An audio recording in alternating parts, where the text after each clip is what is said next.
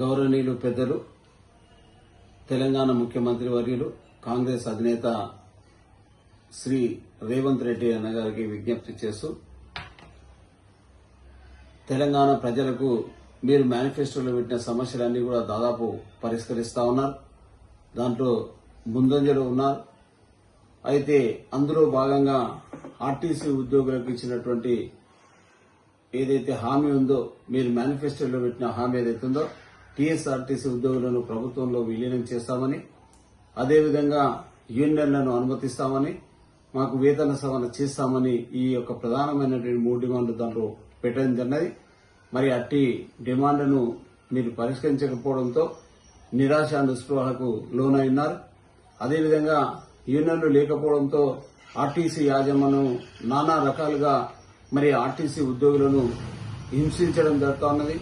వాళ్ళను ఎవరు ప్రశ్నిస్తే వాళ్ళను ట్రాన్స్ఫర్ లేకపోతే రిమూవ్ చేయడం, మరి యూనియన్ లేకపోవడంతో మరి రోజుకు 10 గంటలు పెంచడం, అదేవిధంగా రిక్రూట్మెంట్ లేకపోవడం, అన్యాయం జరిగితే అడిగే వాళ్ళు లేకపోవడం, మరి అదేవిధంగా ఈ రోజు మీరు మహాలక్ష్మి తీసుకొచ్చి ఆర్టీసీని ముందంజలో ఉంచిన, మరి ముందంజలో ఉంచినప్పటికీ కూడా మరి ఆర్టీసీ అధికారులు మహాలక్ష్మి స్కీమ్ డబ్బులు మనకు సరిపోవు, మాకు నగదే కావాలని ఆర్టీసీ ఉద్యోగులపైన రోజు అన్ని డిపోలలో ఒత్తిడి తీసుకురావడం జరుగుతున్నది.